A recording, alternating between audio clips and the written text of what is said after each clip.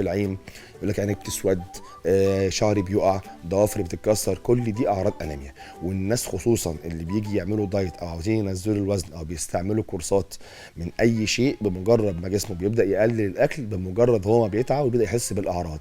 في الحاله دي حل الانيميا. الانيميا مش شرط تحليل صايم، ممكن تحللها في اي وقت على مدار اليوم. بنعرف النسبه قد ايه، بتعرضها على اي طبيب مختص بيحدد لك نوع الدواء اللي بتاخده مع انواع الاكل اللي احنا قلناها. وربنا يحفظكم من